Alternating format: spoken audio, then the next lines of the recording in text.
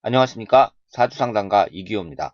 오늘은 전공 심화과정 기초 제6-1강으로 지지 입문이 되겠습니다. 지난 시간까지 천간에 대해서 공부를 했는데요. 오늘부터는 지지에 대해서 공부를 하도록 하겠습니다. 이 천간 지지라는 것은 사주 명리학에 있어서 가장 기본적인 내용이죠. 그러니까 영어를 배울 때 알파벳이라고 할 수 있을 정도로 가장 기본적인 내용인데, 저희가 이 전공 기초 과정 시간에 지지에 대해서 자세히 설명을 드렸잖아요. 그런데 이 전공 심화 과정은 말 그대로 심화 과정이니까 이 지지를 아주 자세하게 분석을 할 예정입니다. 그래서 오늘은 지지 입문으로 지지라는 것에 대한 그 전체적인 그 내용을 개괄적으로 한번 보고요. 다음 시간부터는 그 지지가 12개가 있잖아요. 그러면 12시간에 걸쳐서 하나씩 다 공부를 할 생각입니다. 그러니까 1시간은 자수에 대해서만 공부를 하고, 그 다음 시간에는 축토에 대해서만 공부를 하고, 이런 식으로 12시간을 공부를 하겠습니다. 그러면 오늘은 이 지지에 대한 그 입문 과정이다, 이렇게 말씀을 드릴 수가 있는데요. 그 전공 기초 과정에서 공부했던 그 지지에 관련된 내용을 한번 공부를 하시고, 이번 시간에는 그 아주 기본적인 내용은 넘어가도록 하겠습니다. 여기에 보시면은 지지의 특성표라고 나와 있는데요. 이 표를 전부 다 이해를 하시는 것이 중요하다고 생각을 해요. 그러니까 그 천간도 그렇고 지지도 그렇고 여러 가지 그 성격을 나타내는 이 표가 있는데, 이 지지의 특성표를 전부 다 이해를 하시면 앞으로 이제 사주를 분석하시는 데 있어서 큰 자산이 된다고 말씀을 드릴 수가 있습니다. 그러니까 무슨 학문이든지 기초가 중요하다, 이렇게 말씀을 드릴 수가 있는데, 여기에 나와 있는 이 표의 내용이 그 지지에 대한 내용을 전부 담고 있다고 말씀을 드릴 수가 있어요. 그러면 이 표를 보고 그냥 무작정 외워서는 안 되겠죠. 그냥 무작정 외워서는 안 되고, 왜 이런 내용이 나왔는지 이해를 하시면서 그 외우시는 게 중요하다고 말씀을 드릴 수가 있습니다. 이 지지가 자축인묘 진사오미 신유술해 이렇게 나와 있잖아요. 그러면 여기에 맞는 동물이 있어요. 자라는 것은 쥐를 나타내고요. 축이라는 것은 소를 나타내고, 인이라는 것은 호랑이, 묘는 토끼, 지는 용, 사는 뱀, 오는 말, 미는 양, 신은 원숭이, 유는 닭, 술은 개, 해는 돼지. 그래서 여러분들이 이 동물을 딱 보시고 이 지지에 있는 글자를 딱 보시면서 곧바로 이 동물이 딱 떠오르셔야 됩니다. 그러니까 자수 그러면 쥐구나. 그러면 지지에 자수를 깔고 있는 사람들은 쥐라는 동물이 번식력이 상당히 좋아요.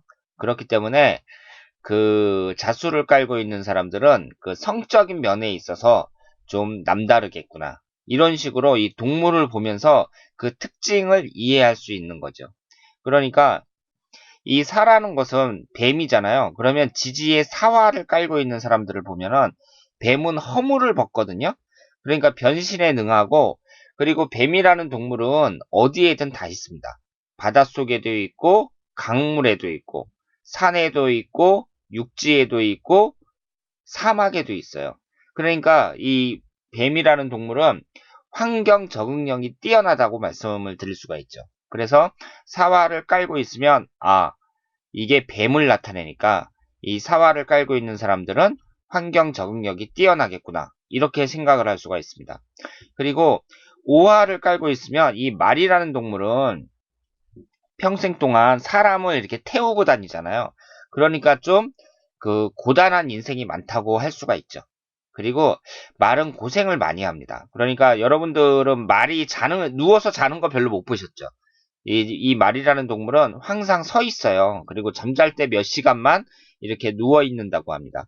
그러니까 이 오화를 깔고 있는 사람들은 인생이 좀 고되다, 이렇게 말씀을 드릴 수가 있고, 반면에 이 사람을 항상 태우고 다닌다는 얘기는 사람들을 많이 만난다. 이렇게 볼 수도 있고, 그러면 이 사람들 속에서 돈이 나오는 거거든요. 그러니까 사람을 상대하는 일, 이런 일을 하는 것이 그 돈을 취득하는데, 인생에서 성공하는데 그 바람직하다. 뭐 이런 식으로 얼마든지 해석을 할 수가 있습니다. 그렇기 때문에 이 지지를 보시면서 이 동물을 다 아셔야 돼요. 그러니까 지지를 딱 보면 인 그러면 호랑이, 진 그러면 용, 이런 식으로 딱 떠오르셔야 됩니다. 그리고 이 지지라는 것은요, 계절학이라고도 하고 절기학이라고도 하는데, 이 절기를 나타내요. 그러니까 지지를 보실 때에는 이 절기를 생각을 하셔야 되고요. 두 번째로 방향을 생각하셔야 됩니다. 그러니까 여기에 보시면 이 동그란 게 태양이거든요. 태양인데 이제 이 태양 중심으로 자축인묘, 진사오미, 신유술해 이렇게 돼 있단 말이에요. 그러면 이것을 이제 달로 표현했을 경우, 이 태양을 한 바퀴 도는데 1년이 걸린다고 치고 이것을 달로 표현했을 경우에는 자수라는 것은 11월에 해당이 되죠. 1년 중에 가장 추운 11월에 해당이 됩니다. 그리고 오화가 그 대척점에 서 있어요. 그래서 이때가 가장 덥다 이렇게 보는데, 실제로는 있잖아요. 실제로는 5월보다는 6월이 더 덥죠. 그리고 실제로는 11월보다는 12월, 축월이 더 춥습니다. 그러니까 지구가 약간 기울어져 있다 그러잖아요. 경도가 기울어져 있다고 합니다. 그러니까 이 좌오선이 이렇게 있으면은 여기에서 약간 기울어져 있어요. 그래서 이 축토하고 미토, 이때가 가장 춥고 가장 덥다. 이렇게 말씀을 드릴 수가 있습니다. 그리고 이것을 이제 제가 기초 시간에 4, 4분기로 보시라고 말씀을 드렸는데, 해자축이라는 게 겨울을 나타내고요. 임묘진이 봄을 나타내요. 사오미가 여름, 신유술이 가을을 나타냅니다. 그러니까 이 지지라는 것은 절기가 상당히 중요해요. 그래서 사람이 몇 월에 태어났느냐, 이것이 중요합니다. 그래서 태어난 그 계절하고 이 천간, 일간하고 안 맞을 때는 그 사주가 좀 좋은 사주라고 보기가 어렵죠. 예를 들어서 자월에 태어났는데 일간은 병화예요. 그럼 병화라는 것은 태양을 나타내고, 이 뜨거운 태양을 나타내는데 태어난 해가 자월, 추울 때 태어났다. 그러면 안 맞는 거죠. 그리고 병호일주인데 자월에 태어났다. 그러면 지지는 좌우충으로 깨지는 겁니다. 그리고 그 미월에 그 일주가 개미일주인데 태어난 것이 자월에 태어났다. 그러면 잠이 원진살이잖아요. 이런 것도 안 맞는다고 볼 수가 있죠. 그래서 여러분들이 이 지지를 공부를 하실 때는 일단은 이 지지가 계절적으로 봤을 때 어디에 해당이 되느냐. 그래서 해자축은 겨울이고, 임묘지는 봄이고, 사오미는 여름이고, 신유술은 가을이다. 이렇게 말씀을 드릴 수가 있습니다. 그 다음에 그 달로 표현했을 때 이제 그 봄이 시작되는 인월이 1월에 해당이 되고, 이때부터 이렇게 쭉 돌아서 봄이 1, 2, 3월, 그리고 여름이 4, 5, 6월. 이거 음력을 나타내는 거예요. 음력으로. 그리고 그 가을이 7, 8, 9월, 겨울이 10, 11, 12월 이렇게 해당이 된다. 이렇게 말씀을 드릴 수가 있고요. 이것은 1년으로 잡았을 때 그렇다는 것이고, 그 하루로 잡았을 때는 시간이 중요하겠죠. 여기에 보시면 이 시간이 자수 같은 경우는 그 새벽 23시 30분부터, 그러니까 저녁 11시 반부터 그 다음날 1시 30분까지 해당이 됩니다. 이때부터 이제 2시간씩 계속 넘어가는 거죠. 그럼 하루로 따지면은 자시가 23시 30분부터 01시 30분이니까 그 축시는 03시 30분에 해당이 되고요. 인시가 03시 30분부터 05시 30분에 해당이 되죠. 그러니까 하루로 따졌을 때에는 이 인이라는 것이 시작을 나타내는 거예요. 그러니까 계절로 따졌을 때도 이 봄이라는 것이 그 계절의 새로운 시작이잖아요. 그래서 이제 땅 위로 그 새싹이 돋아나는 그때를 나타내는데 하루로 따졌을 때에는 이 인시가 그 사찰에서 그 새벽에 일어나서 스님들이 타종을 하는 시간 그때라고 볼 수가 있죠.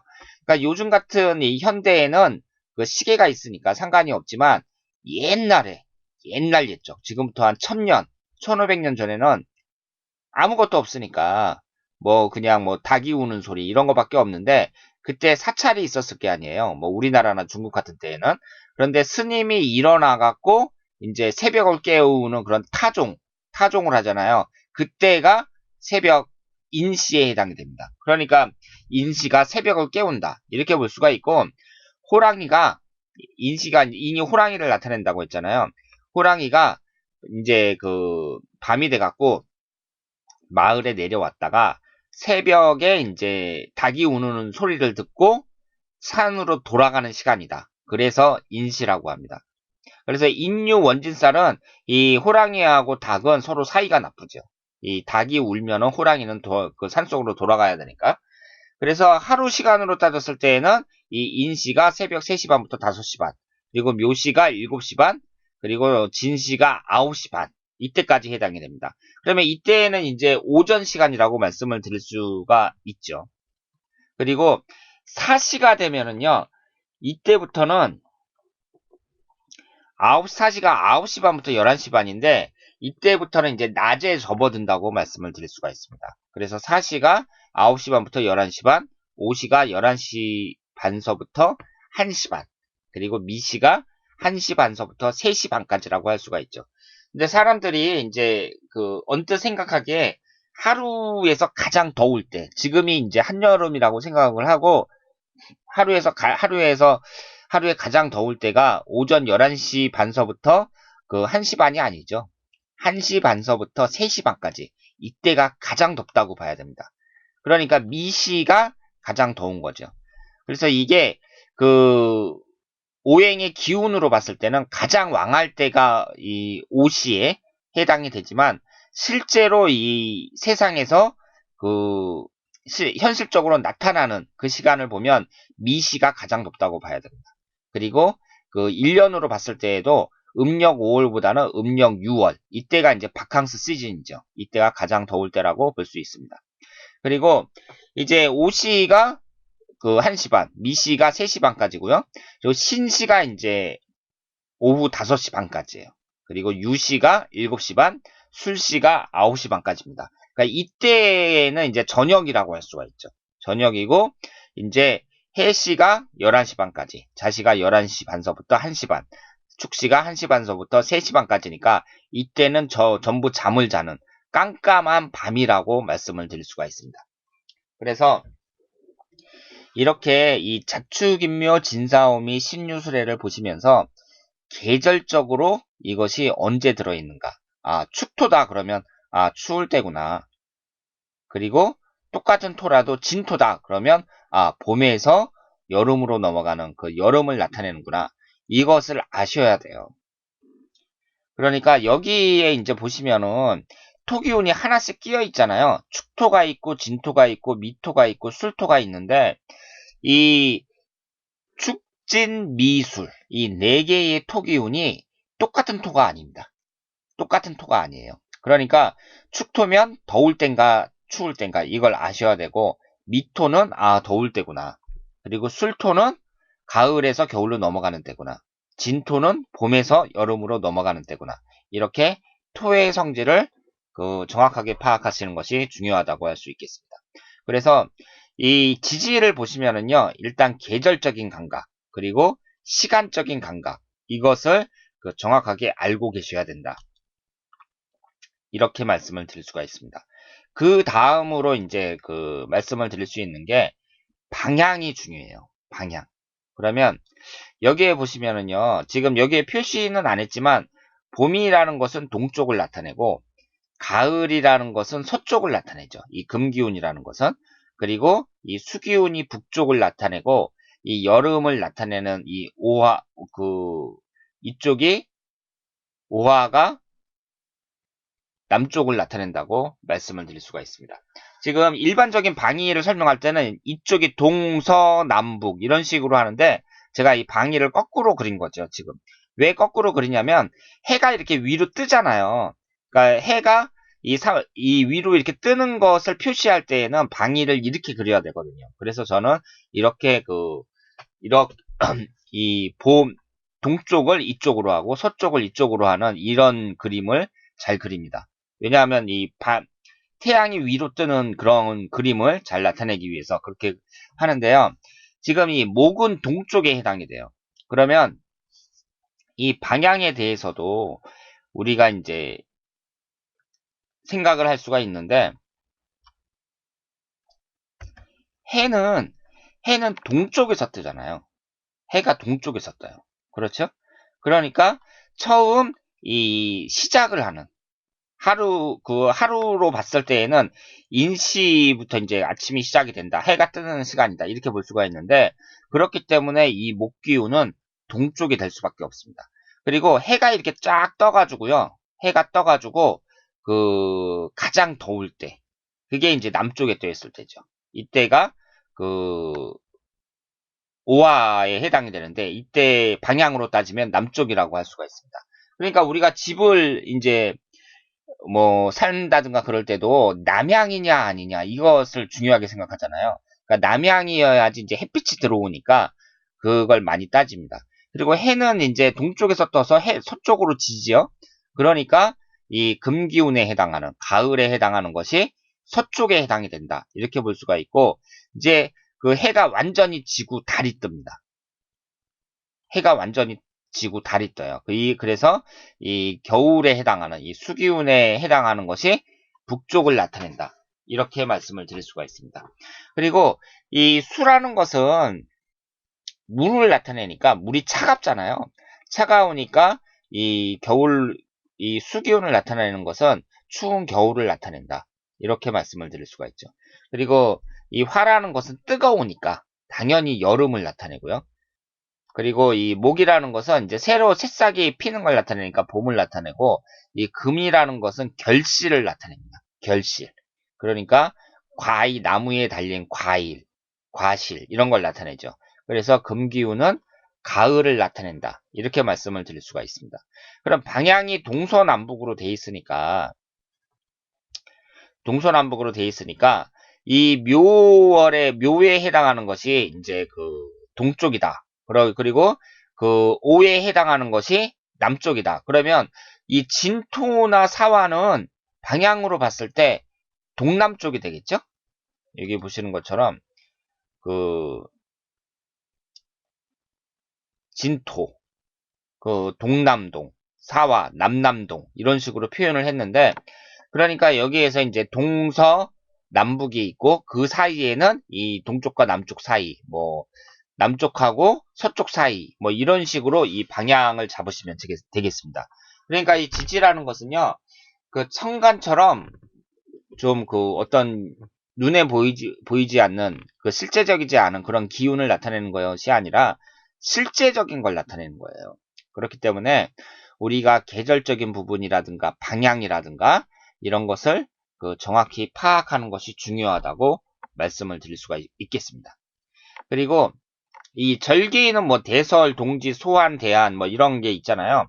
이것도 제가 이제 기초 시간에 다 설명을 드렸어요. 그래서 이런 식으로 이제 자세하게 설명을 드렸습니다. 그러니까 이 기초 시간에 이 절기에 관련된 부분을 잘 찾아보시길 바랍니다.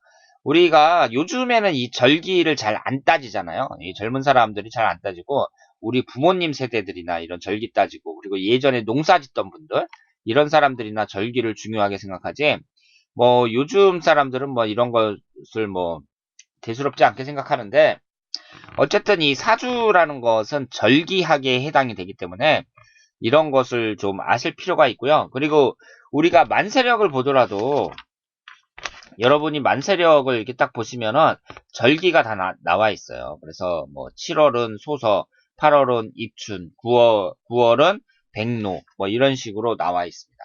그러니까 이 절기를 좀 익히실 필요가 있다. 그리고 절기를 무조건 외우는 것이 아니라 쉽게 외우는 방법에 대해서 제가 자세하게 설명을 했습니다. 그러니까 전공 기초과정에서 한번 살펴보시길 바라겠고요. 그리고 여기에 이제 그 삼지라 그래갖고 왕지, 고지, 생지, 왕지, 고지 이렇게 표현을 했거든요. 그럼 이게 뭐냐? 이게 뭐냐고 이제 또 궁금해 하실 텐데 이것은 기초과정에 나와 있지 않은 내용입니다.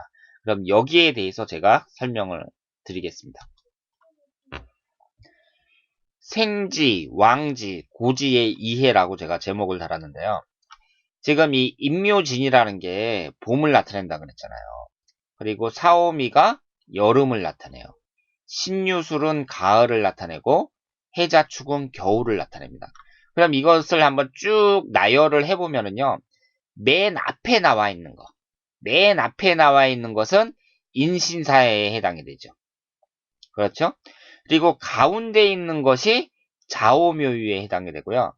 맨 끝에 있는 것이 진술충미에 해당이 됩니다. 그러면 여기서 봤을 때 봄이 시작할 때 맨 먼저 시작되는 게 인이에요. 그리고 여름이 시작될 때 가장 먼저 시작되는 게 4월입니다. 그리고 가을은 신유술에서 신월이 맨 처음에 시작이 되고요. 해자축에서 해월이 맨 처음에 시작이 돼요. 그러면 이 인신사회가 맨 처음에 시작이 되는 거잖아요. 그러니까 맨 처음에 시작이 되니까 그 생기는 것이다. 그래서 생지라고 표현을 합니다. 이것은 모두 역마살에 해당이 되죠. 그래서 이것을 이 역마살에 해당이 되는 이 처음에 그 시작되는 이 절기 중에서 처음에 시작되는 이 부분을 생지라고 표현을 합니다. 그리고 여기에 보시면 이 자오묘유 이 네 가지는 가장 중심에 가장 왕성할 때 자리를 잡고 있죠. 그렇기 때문에 이것을 왕지라고 표현을 합니다. 이게 왕성하다는 뜻이에요. 그리고 이 고지는 뭐냐면은요. 고지는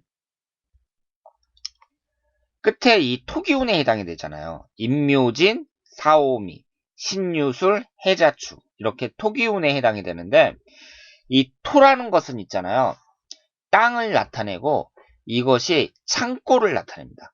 그러니까 재물을 저장하는 창고 이렇게 된다고 말씀을 드릴 수가 있어요. 그래서 그 우리가 이제 사주를 분석할 때 이 토기운이 토기운이면서 재를 나타낼 때 그러면서 구성이 좋을 때 이럴 때에는 그 사람이 재물운이 좋다고 얘기를 해요. 그러니까 이 토에 해당하는 것이 그 사주에서 그 창고에 해당이 된다. 그래서 이것이 그 창고라는 것은 뭘 이렇게 쌓아놓는 것을 얘기를 하니까 이것을 그 창고에 해당이 되고 이것을 고지라고 합니다. 고지. 그래서 이 고지는 화개살에 해당이 되죠. 진술충미 네 가지에 해당되는 화개살에 해당이 됩니다. 이 토가 왜 그 재물을 나타내는 이 창고 역할을 하냐면 그 목기운의 입장에서 있잖아요. 목기운은 땅에다가 뿌리를 박아야 된다 그랬잖아요. 그래서 이 처음 생성하는 이 목기운이 처음 이제 생성하는 목기운이 이 땅하고는 뗄래야 뗄 수 없는 관계가 이제 형성이 되는데 이 나무에 해당하는 이 목기운은 땅에다가 뿌리를 박아야 되는데 이 땅이 목국토로 재에 해당이 되죠. 그래서 이 땅이라는 것은 그 창고를 나타내는 이 창고의 역할을 한다. 이렇게 해석을 합니다. 그래서 이것을 이 창고를 나타내는 고자를 써서 고지라고 하고요. 이것은 화개살에 해당이 된다고 말씀을 드릴 수가 있습니다. 그래서 이 사주에 이 역마살을 갖고 있는 사람들은요. 생지니까 좀 사람이 좀 역동성이 있죠. 역동성이 있어요. 그리고 이 도화살을 갖고 있는 사람들은 왕지라고 했잖아요. 그러니까 가장 그 계절에 있어서 왕성할 때 그때를 나타냅니다. 그러니까 사람들이 좀 적극적이고 그리고 무슨 일을 하든지 그 왕성하게 활동하는 그런 역할을 한다고 볼 수가 있습니다. 그리고 이 토기운 같은 경우는요. 토기운 같은 경우는 화개살이라고도 하고 화개살이라고도 하는데 이 토기운 같은 경우는 물론 장점도 많이 있지만 일단은 형제간에 있어서 그 육친의 관계에 있어서 좀 애로점을 겪는 경우가 많이 있어요. 그러니까 형제 간의 사이라든가 아니면 가족 간의 사이라든가 뭐 부부 간의 사이라든가 좀 그 애로점을 겪는 경우가 많이 있다. 그리고 이게 이제 환절기에 해당이 되잖아요. 토기운은 환절기에 해당이 되거든요. 그러니까 그 여름이면 여름, 겨울이면 겨울 이렇게 딱 부러지게 있는 것이 아니라 여름에서 겨울로, 여름에서 가을로 넘어가는 한절기, 가을에서 겨울로 넘어가는 한절기, 거기에 해당하는 것이 이 토기운이기 때문에 이 토일주를 갖고 있는 사람들은 그 자신의 입장이 명확하지가 않아요. 그러니까 그 사람을 만났을 때 그 사람이 그 어떤 사람인지 그 속을 잘 알 수 없는 사람들, 이런 사람들이 대부분 이 토 일주를 갖고 진술충미 이 일주를 갖고 있는 경우가 많이 있습니다. 자, 그래서 이 지지의 특성표를 보시면 우리가 그 앞으로 배울 지지의 내용이 그 압축되어 있다. 이렇게 말씀을 드릴 수가 있고요. 여기에 나와 있는 내용은 그 전부 이해를 하셔야 됩니다. 그러니까 무조건 암기를 하시는 것이 아니라 이해를 하셔야 돼요. 이해를. 이걸 이제 정확하게 이해를 하셔야 사주를 분석하는 데 있어서 그 상당히 유리하다. 사주 분석에 큰 자산이 될 수 있다. 이렇게 말씀을 드릴 수 있겠습니다. 자, 그러면 오늘은 그 지지에 대한 그 대략적인 설명을 드렸고요. 그럼 다음 시간부터는 자수에 대해서 설명을 드리겠습니다. 그러니까 자축인묘, 진사오미, 신유술의 이 12개의 지지를 갖고 12시간 동안 그 강의를 하도록 하겠습니다. 자, 그러면 다시 만나 뵐 수 있기를 바라면서 오늘은 여기서 마치겠습니다. 대단히 감사합니다.